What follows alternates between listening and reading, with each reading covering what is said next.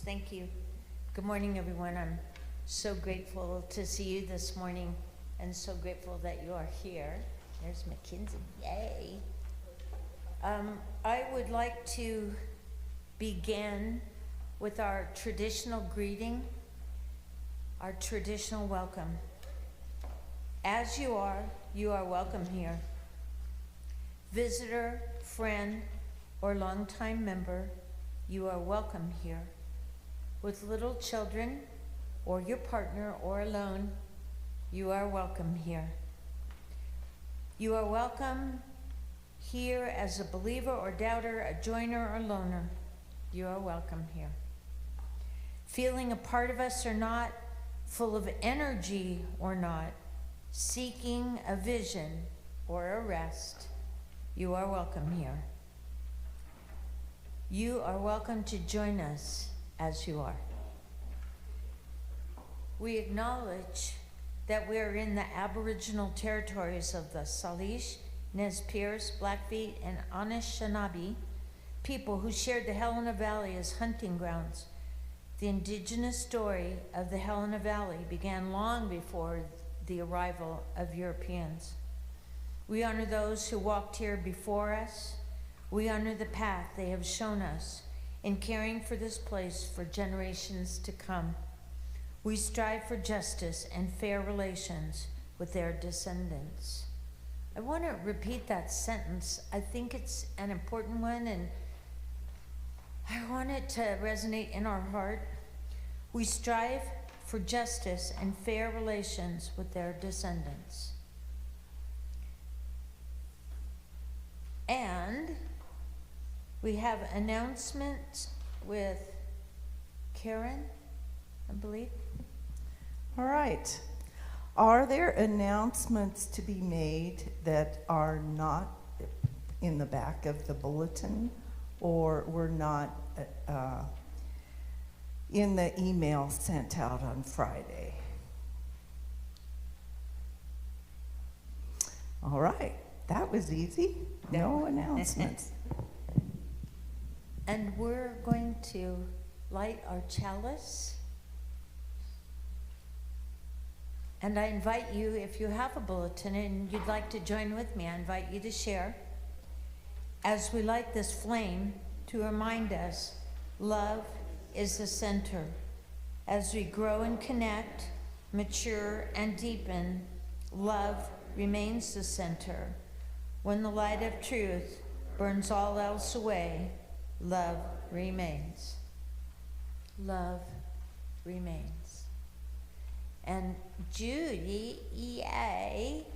is going to lead us in our opening hymn, Do You Hear? And it's on page 12 of the Open Your Heart songbook. Page 11. Oh, sorry, page 11. Hi, sweetie.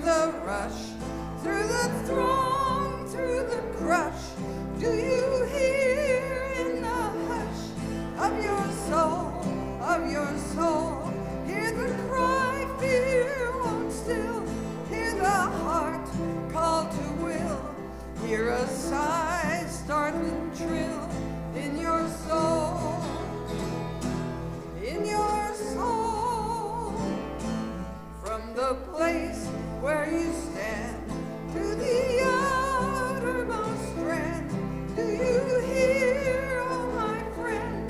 Do you hear? Do you hear? All the dreams, all the dares, all the sighs, all the prayers, they are yours, mine and theirs. Do you hear? Do you hear? Do you hear? Do you hear? And Judy, you're going to lead us. I got to hear Judy sing this song. It made me so happy. This 7 principles of you. And when I heard her sing it, I thought it was the most amazing song that she has written, but I always think that about her songs. So I'm going to invite the children to come up and join me. You guys have a part in this if you would like to come. We are going to, this is the time when the children come, if you would like to join me. Yes? You have a part in this. And it's easy to teach you this part. Yay. All right. Oh, good. Okay, so what we're going to do, when Judy says everyone, you go everyone, and when she says like this, experience with this. So just follow my lead, okay? All right, let's sit here. Okay, we're ready for you.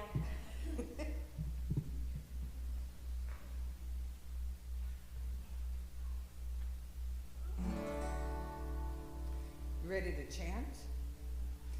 We, the member congregations of the Unitarian Universalist Association, do covenant to affirm and promote the inherent worth and dignity of every person,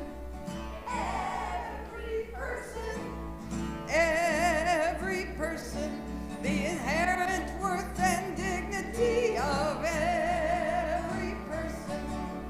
We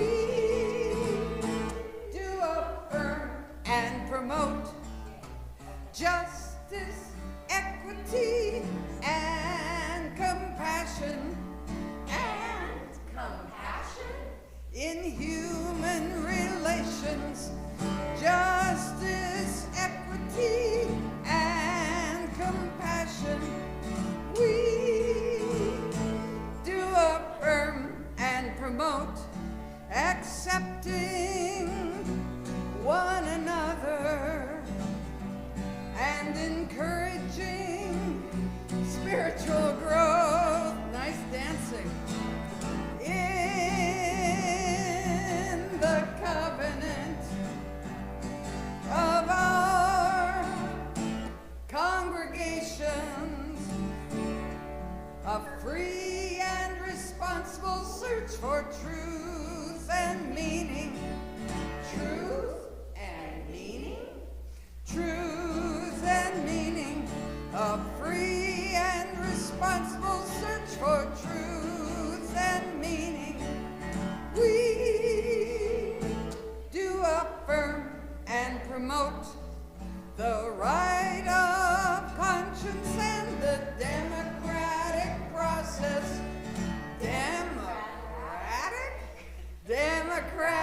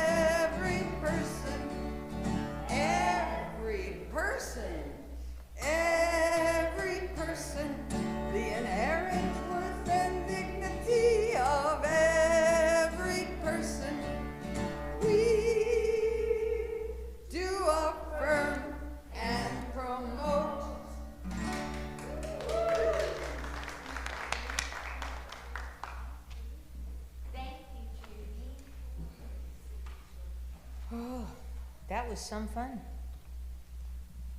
And we'll sing the children as you journey, as you journey. As you journey, as you journey, may you know,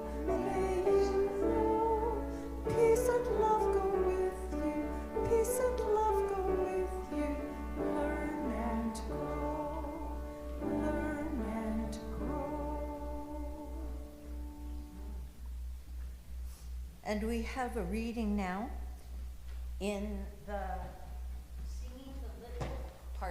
Singing the Living Traditions on page 59. Actually, it's Oh, I'm sorry, it's number 540 40. Thank you. in the back of that book. Yes, number 540. And I will be leading, and then Jean is going to say with the congregation the response in italics. Number 540. The peace of autumn. Today, the peace of autumn pervades the world. In the radiant noon, silent and motionless, the wide stillness rests like a tired bird. Spreading over the deserted fields to all horizons, its wings of golden green. Today, the thin thread of the river flows without song, leaving no mark on its sandy banks. The many distant villages bask in the sun with eyes closed in idle and languid slumber. In the stillness, I hear in every blade of grass, In every speck of dust, in every part of my own body, in the visible and invisible worlds. in the planets, the sun, and the stars, the joyous dance of atoms through the endless time. And now we're going to hear from Catherine Tricano about why to pledge.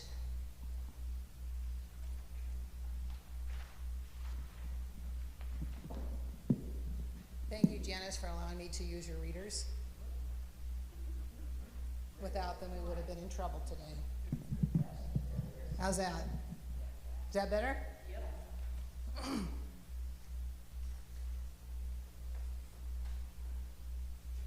So as I was just introduced, I'm Catherine Tricano, and Ken had asked me to share a few words about why I choose to pledge to this community.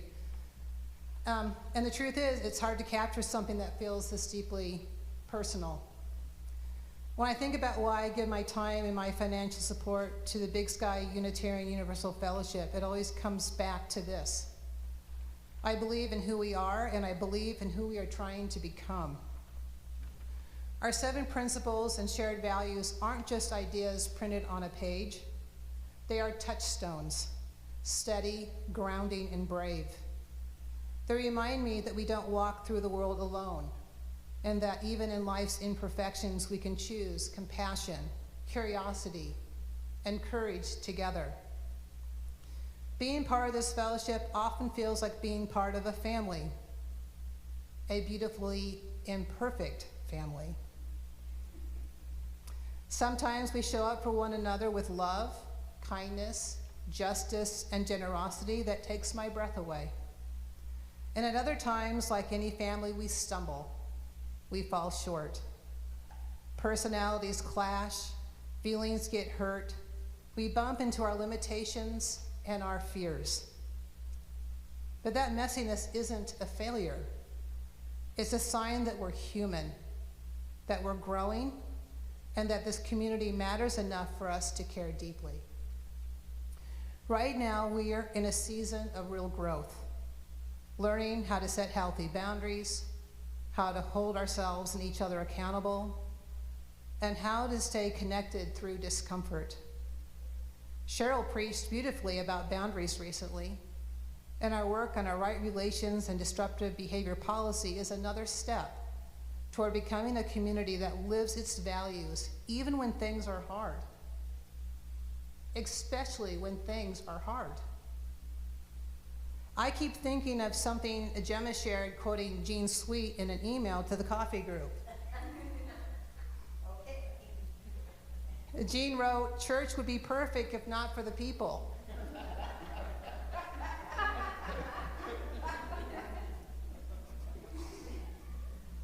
And Gemma replied, "It's the messiness of having so many of us that makes fellowship hard, but we can't really grow well without one another, and choosing this community is our commitment to grow together."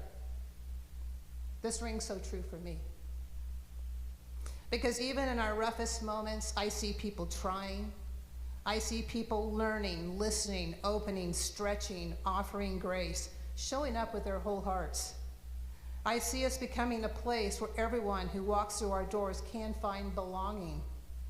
Yes, it is a work in progress. And it's people, real, beautiful, flawed, generous people, who have kept me here. Those on the worship committee, our musicians, those teaching our children, the team working on our right relations and disruptive behavior policy, members on the board, and the souls who gathered in coffee.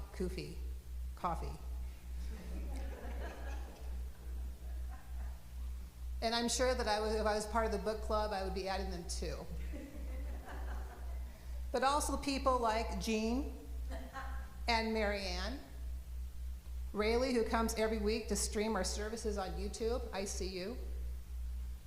People I've known closely and people I've only watched from afar, but whose care and commitment still move me. And if I didn't name you, please know I see you, and you've touched my life more than you know.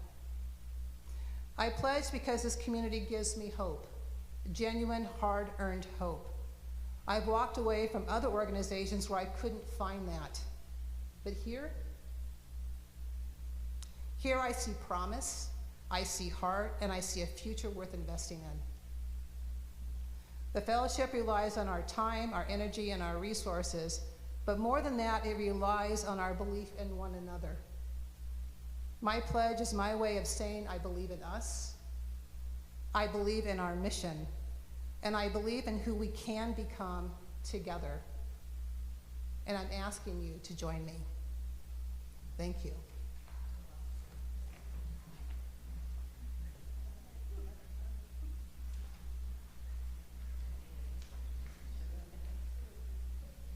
And now we're gonna pass the plates for an offering. Ken, did you pick somebody to help you?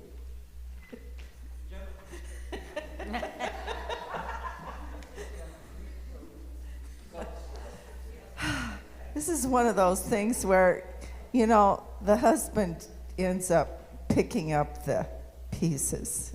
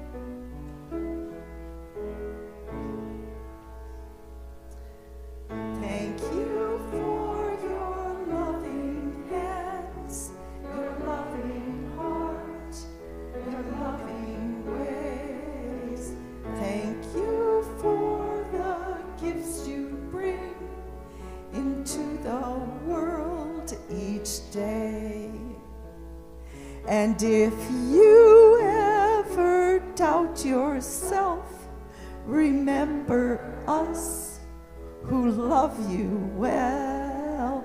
We know all the gifts you bring into the world each day.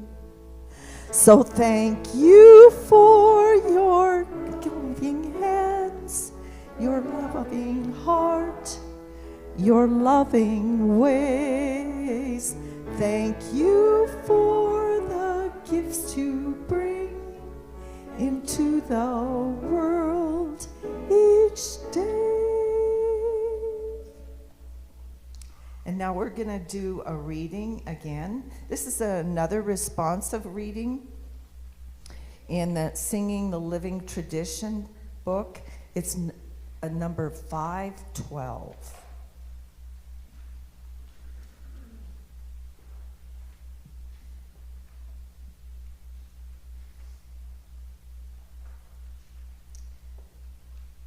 We give thanks this day for the expanding grandeur of creation, worlds known and unknown, galaxies beyond galaxies, filling us with awe and challenging our imaginations. We give thanks for this day. For this fragile planet Earth, its times and tides, its sunsets and seasons. We give thanks for this day. For the joy of human life, its wonders and surprises, its hopes and achievements. We give thanks for this day. For our human community, our common past and future hope, our oneness transcending all separation, our capacity to work for peace and justice in the midst of hostility and oppression. We give thanks for this day. For high hopes and noble causes, for faith without fanaticism, for understanding of views not shared. We give thanks for this day. For all who have labored and suffered for a fairer world, who have lived so that others might live in dignity and freedom. We give thanks for this day. For human liberty and sacred rights, for opportunities to change and grow, to affirm and choose. We give thanks for this day. We pray that we may live not by our fears, but by our hopes, not by our words, but by our deeds. Oh. Thank you. I have a tradition that I want to share with you. It's called the church sigh. It goes like this. Oh. So I invite you to do that with me. Oh, thank you. You know, I was thinking that Catherine was so inspiring that maybe we'll just go have coffee and cookies. What do you think? Okay. Yeah. And really, Catherine, what you had to say was truly inspiring. Thank you for those words. Today I'm speaking about a universal spiritual and scientific principle, harmony. And harmony, I'm going to say this over and over again today, harmony always wins. It's actually truth. When we cooperate with the law of harmony, in fact, let's all just hum for a minute. See how easy that is? We bring ourselves back right into harmony just with that experience. When we cooperate with the law of harmony, we enjoy an emotionally stable and sustainably good life. Emotionally stable. And I believe that's what our world is crying for. And we have to remember that we are an individual vibration, an energetic signature that's part of the universal whole. And when we can bring emotional stability into our experience, we are adding to the good of our universe, of, first of all, our globe. Let's think about that. It's really critical. Emotional stability is called for right now in our hearts, in our minds, in our vibrational signature, in our communities, all the ones that we participate and share in.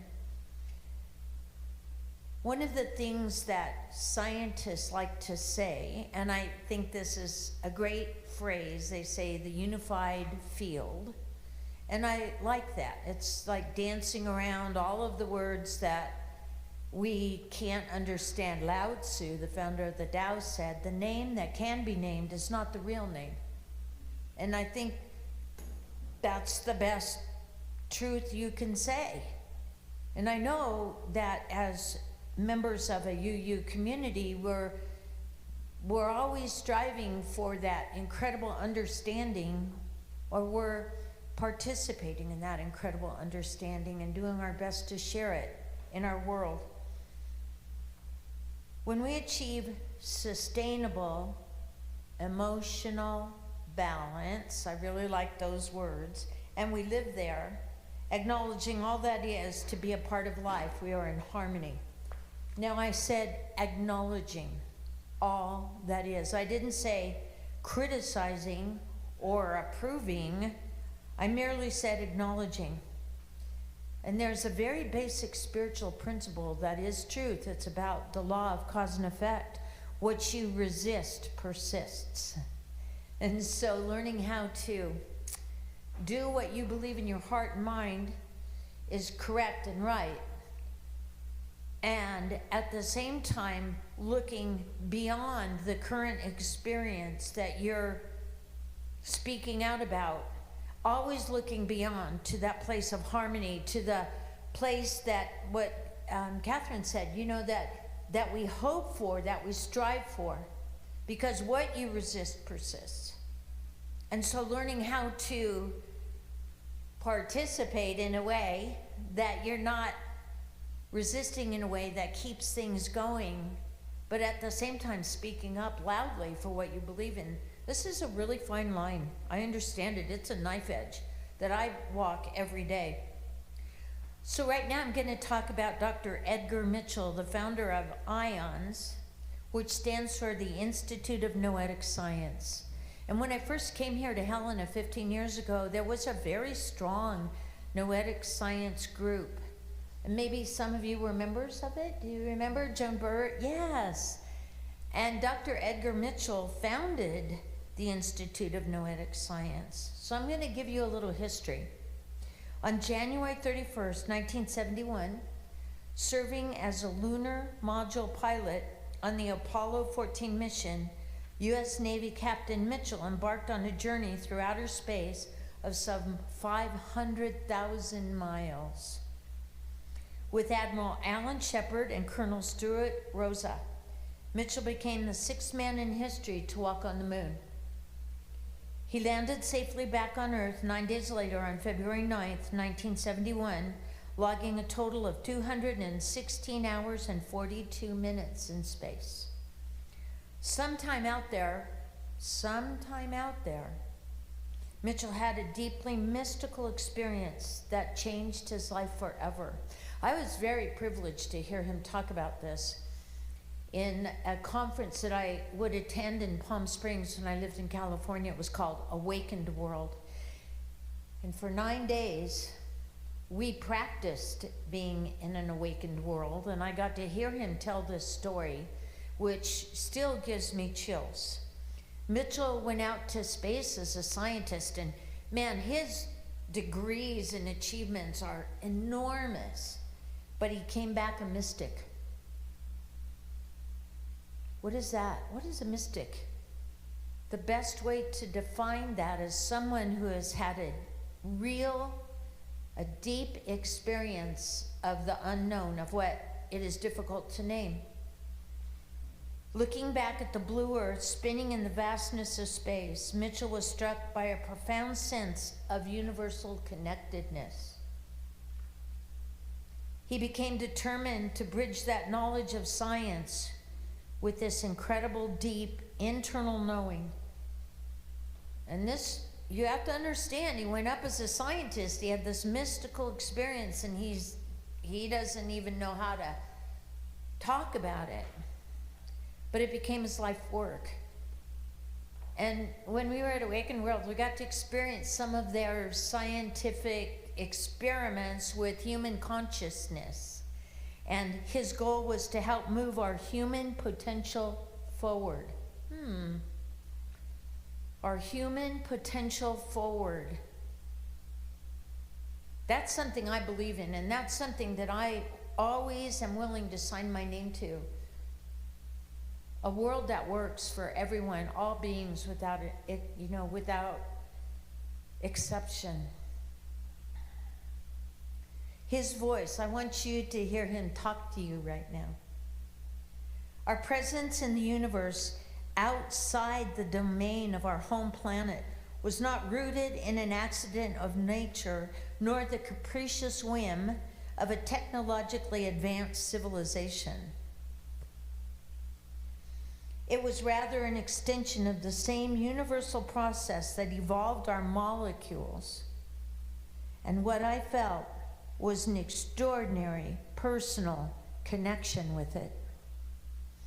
I experienced what has been described as the ecstasy of unity. Those are remarkable words. 3 words. The ecstasy of unity. I not only saw the connectedness, I felt it, and I experienced it sentiently. That's a hard word. You want to say it with me? Sentiently. I was overwhelmed with the sensation of physically and mentally extending out into the cosmos. The restraints and boundaries of flesh and bone fell away. I realized that my brain was attempting to recognize and give meaning to the wonderful and awesome processes I was experiencing. So just imagine with me out there in space in the vastness, the darkness, the velvety darkness with things twinkling and moving, and his scientific brain, which is the only part of his brain he's been accessing, is now trying to comprehend this incredible mystical experience that he's having. And his scientific brain is really struggling at this point. And he goes on to share, instead of an intellectual search, there was suddenly a very deep gut feeling that something was different.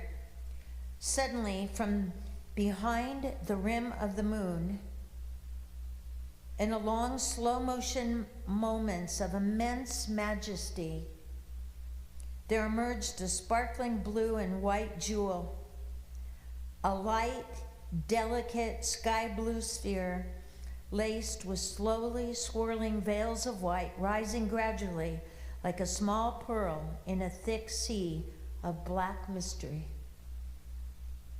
It takes more than a moment to fully realize this is Earth, home. My view of our planet was a glimpse of divinity. I knew for sure that there was a purposefulness of flow, of energy, of time, of space in the cosmos, that it was beyond man's rational ability to understand, that suddenly there was a non-rational way of understanding that had been beyond my previous experience. Gazing through 240,000 miles of space towards the stars and the planet from which I had come, I suddenly experienced the universe as intelligent, loving, and harmonious. Oh, church sigh. You guys have been holding your breath. Let's breathe. Oh, as intelligent, loving, and harmonious.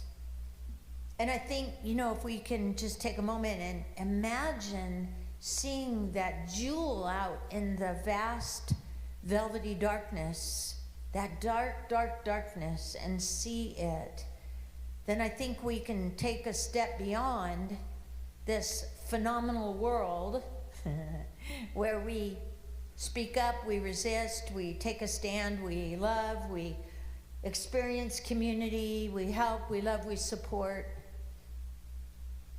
And recognize truly, that our human experience, man, we get caught up in it, don't we? Truly. And if we take a breath and just perhaps imagine that incredible, immense, all possible universes, that's what the Buddha would say, all possible universes. Perhaps we can come back into that place of emotional stability, harmony, that serves our world. So Dr. Mitchell, you probably know this, spent the rest of his lifetime applying scientific knowledge with, and his, the methods of scientific experiment with the study of consciousness. And there's a word that mystics use, and it's the word knowing. He knew when he came back to Earth, he was a different person altogether. And he knew and recognized that harmony is a universal principle. And that universal principle brings everything back into balance. And that's how it works. When I was thinking about writing this talk, I suddenly remembered plate tectonics. I love plate tectonics. I know that's goofy, but I do. I was very privileged to go on a Smithsonian journey from Japan through the lower part of Russia, through the Kamchatka Peninsula, the Ring of Fire. We were with a geologist. And one of the things we learned is that when mountains get very pointed, they're getting ready to explode. And we're on a ship going through the Ring of Fire, and he's going, wouldn't it be great if one of those blew up right now? And we're like, no, And he's like voting for, that to happen. One of the things about the geology of Earth, it comprises a large number of tectonic plates which have been slowly moving apart for billions of years, creating hemispheres, mountains, volcanoes, ridges, and trenches for something like 4 billion years. And what we humans experience as volcanic eruptions and earthquakes is scary to us, but it's just the crust of the earth and the oceans slipping and sliding into place, coming into balance and harmony. I grew up in California, so I am very used to earthquakes, believe me.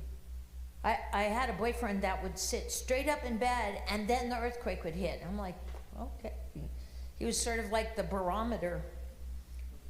So there is no doubt for humans and other life forms that these extreme conditions can threaten life, but it's just the law of harmony working, adjusting our planet.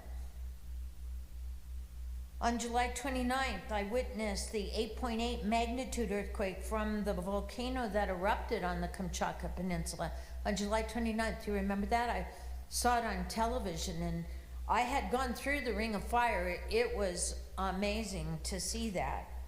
And I just have to say that this last week, the one behind us, there were volcanic eruptions recorded in Japan, Oregon, New York, California, Alaska, and Tonga. And that's just the short list.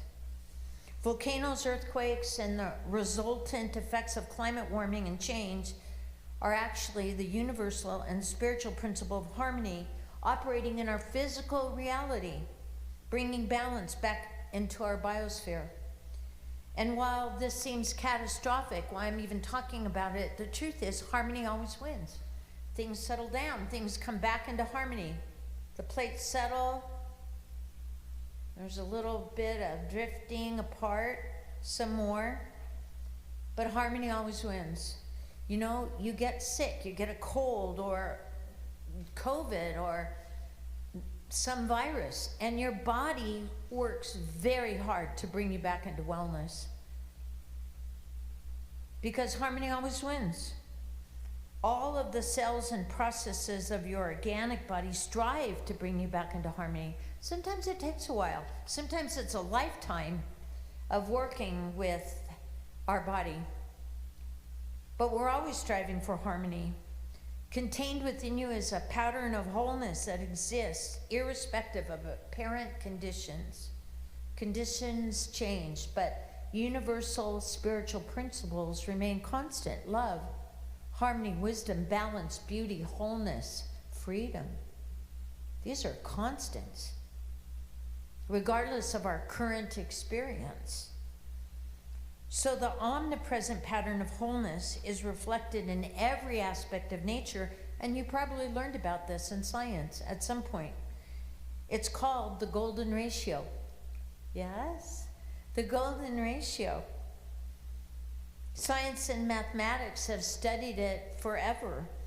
It's also called the divine proportion, and it's a mathematical constant that is replicated throughout all of nature, and it's been imitated by great artists and musicians. It's been documented by philosophers and historians. It's been incorporated by architects all over the world, and it's been studied by psychologists and scientists.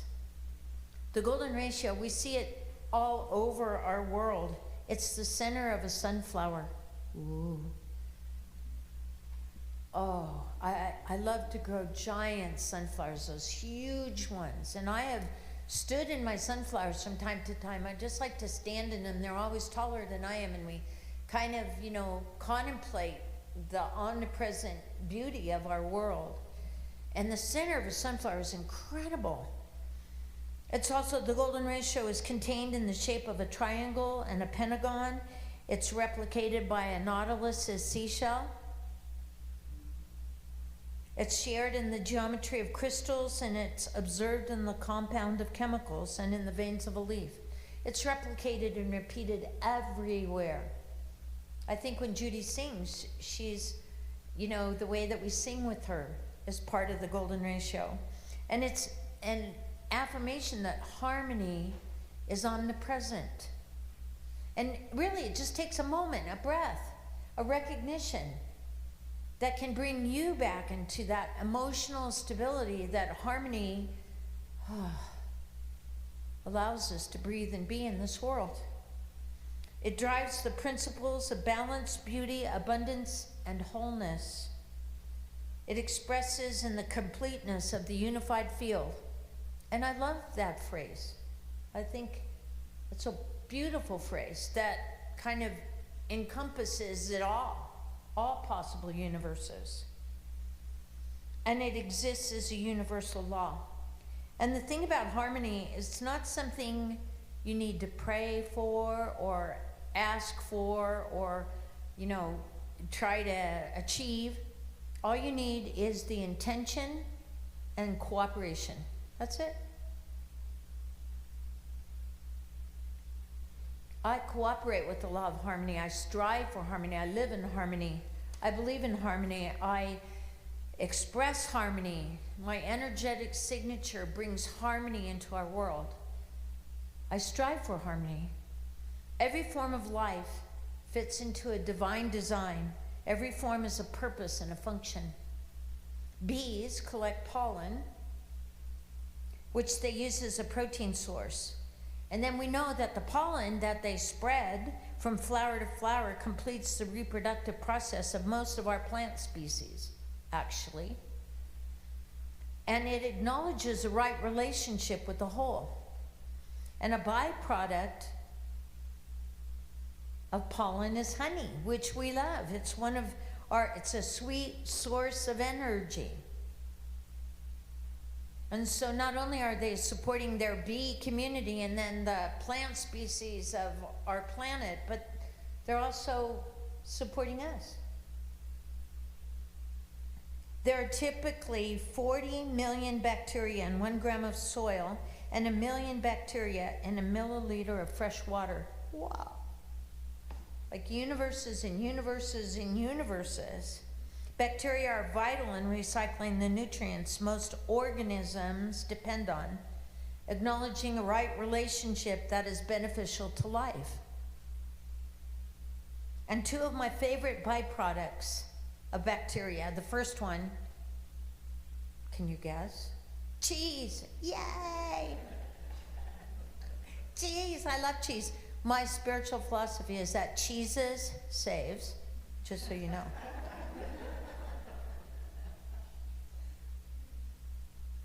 And the other byproduct is penicillin, which has truly served humanity. The point is that every part of life, every expression of life, all sentient life has a purpose and a function. Expressing your divine design. Like, I think of Carolyn, an artist, which just pours from her. She doesn't have to try. She just is. I think about my friend Joe, who's an organic farmer and has many other talents, believe me. But he does that because he has to do that. Judy singing, all of us expressing. At this stage in our life, most of us really are aware of how we fit into the whole. How we fit into this divine design. We're all life. And I want to say this so cleanly. Where all life works together for the good of all. All of life works together for the good of all. Just like a honeybee or beneficial bacteria, we all have a purpose and function. Your real work in the world is to figure out how to fit in and how to serve and contribute to life. When I was 40 and I was learning how to grow food for more than myself, for the community I lived in, and I was growing food with children, a lot of children, and we were growing a lot of food. And when we harvested, there was one radio station on the mountain I lived on, and the radio station would say, drive by Big Bear Elementary and please get fresh vegetables from the children who have been growing them all year. And we would harvest for a week, and we would put this food out every day, and people would come and get fresh food and vegetables. And we did this every single year, and they were good at growing food. And when I was 40, I had this interesting experience. I was sitting in meditation, and I had managed to still my mind, and there was this movie. I had this movie come into my mind, and it was a movie of the farmers of our past, the people. It was actually men, even though I didn't want to say that, but they had overalls on, they were dirty, and I saw them put their hose down, come into their house, take a bath, put on their ministerial gear, and step up to the podium and start to speak. And I thought, well, that's me. I'm a minister farmer. And when I was 40, all the pieces fit together. All the pieces fit together. And I know my divine purpose. And even though I've taken a break from growing, my husband passed, and I needed to do that. I know I'm still a farmer minister. I'm very clear about that. So I want to say, first of all, I need to look at my clock and see where we're at. Uh-oh. Well, at least I brought a clock. I'm used to where I usually speak, there's a big old clock where I can keep track of where I am. Anyway, I want to share that you have a spiritual compass that's called a feeling nature that registers and measures what you're doing at the intuitive level. Your feeling nature tells you the truth. It is accurate. It gives you feedback about your choices and accurately tells you what you're doing is right and good or if it is harmful. So our thinking mind will, excuse and make stuff up, and it will rationalize or overanalyze. It can make stuff up and then believe in it. But your feeling nature knows the truth. And that's really my guidance system. I always feel things before I make choices. Because I know my thinking mind can really be my worst enemy. But the truth is, no matter what, harmony, no matter what path you take, and it can be a path with a lot of struggle, it'll still bring you back to an experience of wholeness and truth. May take a while, but the truth is harmony always wins. Struggle, and I think you know this, is exhausting. And it doesn't serve your life or the greater good. And there's a difference between struggle and vision. Remembering what you resist persists. So how is it that I can see beyond this current experience to a greater good? A place of wholeness, love, community, caring, sharing. So these are my last words. Actually, they are. Yeah. All apparent discord is a pattern of energy seeking to be restored back to beauty, balance, unity, and harmony. All discord is a pattern of energy seeking to come back into balance, into emotional stability, and harmony and beauty. Love points the way, and harmony always wins. Thank you. Love points the way, and harmony always wins. Whew. Now I have to figure out what we're doing next. I lost that. Oh, that's right. Okay. Thank you. I've been traveling with my bowl in my car. I don't normally do that, but on Tuesday, the group that I am a founding member of, we call ourselves the Sewing Circle, partnered with ACLU, and we had a big meeting in this room on Tuesday night, and I opened with my bowl. So I kept it in my car, and Ken was kind enough to bring it in. So I'm going to ring our bowl and invite you to reflect. As our bowl brings us into harmony, I'm going to invite you to reflect on this. Thank you.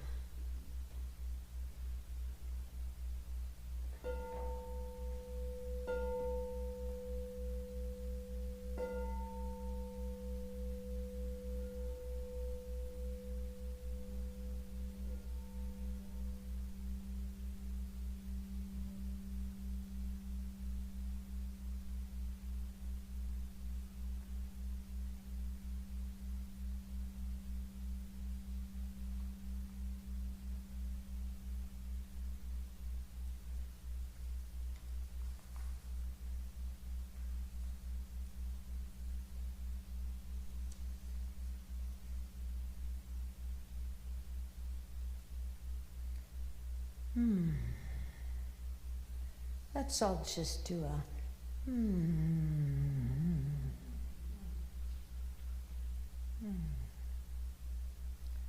So, in respect, the bowl loves to ring. It's still ringing. Loves to ring. I don't know if you can still hear the, yes. So, in honor of time, we are going to sing our closing hymn, Living in the Now, from the Open Your Heart Songbook, page 14.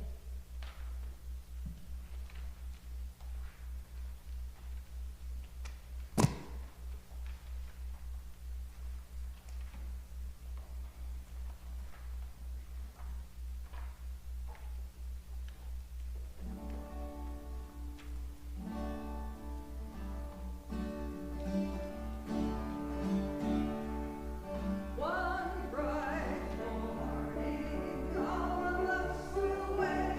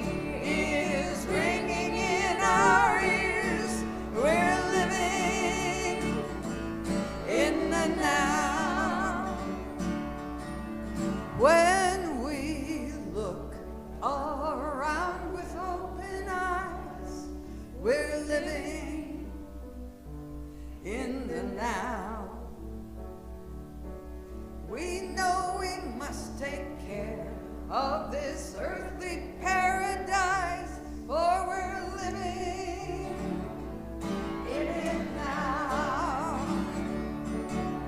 Living in it now, oh glory, we're living in the now. We know we must take care of this earthly paradise, for we're living in it now. Ooh, yay! Yay, thank you. We're going to extinguish the chalice now, and I invite you to say with me, we extinguish this chalice, but not the light of truth, the warmth of community, or the fire of commitment. These we keep with us until we meet together again.